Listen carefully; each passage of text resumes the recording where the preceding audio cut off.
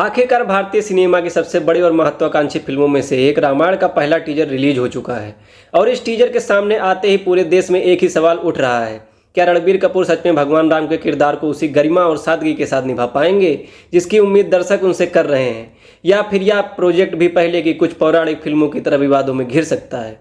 इस टीजर को खास तौर पर हनुमान जयंती के अवसर पर रिलीज किया गया, जो अपने आप में एक प्रतीकात्मक निर्णय है, क्योंकि यह फिल्म भारतीय संस्कृति और आस्था से जुड़ी हुई है और इसी कारण से इसकी हर छोटी से छोटी बात भी दर्शकों की नज़र में बेहद महत्वपूर्ण हो जाती है। वहीं यह भी सामने आया कि टीजर को पहले लॉस एंजलिस में एक विशेष स्क्रीनिंग के दौरान दिखाया गया और उसके बाद भारत में जारी किया गया, जिस पर कई दर्शकों ने नाराज़गी भी जताई और सवाल उठाया कि एक भारतीय महाकाव्य पर बनी फिल्म को प्राथमिकता भारत को क्यों नहीं दी गई। अगर हम टीजर की बात करें तो इसकी लंबाई लगभग 2.5 मिनट के आसपास है और इसमें हमें रामायण की दुनिया की झलक देखने को मिलती है, जिसमें वनवास, युद्ध के दृश्य और भगवान राम के शांत, संयमित और धैर्यपूर्ण व्यक्तित्व को दिखाने की कोशिश की गई है। खास बात यह है कि रणबीर कपूर का लुक बहुत ही संतुलित और दिव्य रखने का प्रयास किया गया है, जिसमें उनके चेहरे के भाव अत्यधिक नाटकीय नहीं बल्कि नियंत्रित और स्थिर दिखाई देते हैं, जिससे यह संकेत मिलता है कि निर्देशक नितेश तिवारी इस किरदार को एक मानव नायक के रूप में नहीं बल्कि एक आदर्श और संरक्षक के रूप में प्रस्तुत करना चाहते हैं। इस फिल्म की एक और बड़ी खासियत इसकी स्टार कास्ट है, जिसमें भगवान राम के रूप में रणबीर कपूर, माता सीता के किरदार में साई पल्लवी और रावण के रूप में यश दिखाई देंगे और हनुमान के किरदार के लिए सनी देओल का नाम जुड़ा हुआ है, जो इस फिल्म के स्केल और इम्पैक्ट को भी बड़ा बनाता है, क्योंकि यहाँ हीरो और विलेन दोनों को बराबर ताकत के साथ पेश करने की कोशिश की जा रही है।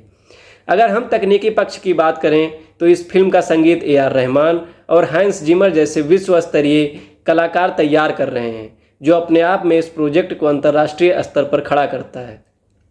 वहीं रिपोर्ट्स के अनुसार इस फिल्म का बजट 4,000 करोड़ से भी ऊपर बताया जा रहा है, जिससे साफ होता है कि निर्माता इसे केवल एक फिल्म नहीं बल्कि एक वैश्विक सिनेमाई अनुभव के रूप में पेश करना चाहते हैं। हालांकि टीजर के सामने आने के बाद दर्शकों की प्रतिक्रिया पूरी तरह एक जैसी नहीं रही। जहां कुछ लोगों ने इसके विजुअल्स और स्केल की तारीफ की है और इसे भारतीय सिनेमा के लिए एक बड़ा कदम बताया है, वहीं दूसरी तरफ कुछ दर्शकों ने इसके वीएफएक्स को लेकर सवाल उठाया है और इसे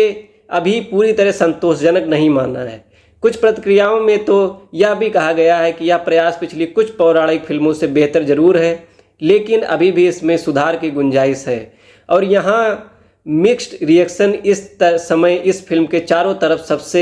बड़ी चर्चा का विषय बना हुआ है। इसी बीच रणबीर कपूर का एक बयान भी सामने आया है, जिसमें उन्होंने कहा कि वह भगवान राम को रिप्रेजेंट नहीं कर रहे हैं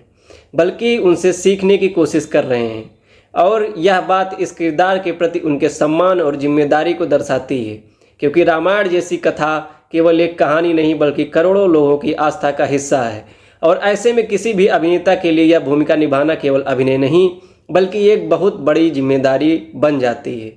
अगर हम इस प्रोजेक्ट को एक निष्कर्ष के रूप में देखें तो यह साफ दिखाई देता है कि रामायण एक बेहद बड़ा और जोखिम भरा प्रयास है। इसमें सफलता मिलने पर यह भारतीय सिनेमा का इतिहास बदल सकती है, लेकिन अगर इसमें छोटी सी चूक होती है तो यह प्रोजेक्ट भारी आलोचना का कारण भी बन सकता है। इसीलिए इस फिल्म के सामने सबसे बड़ी चुनौती केवल अच्छा दिखना नहीं बल्कि दर्शकों का भरोसा जीतना है, क्योंकि आज की ऑडियंस केवल विजुअल्स नहीं बल्कि ऑथेंटिसिटी और भावनात्मक जुड़ाव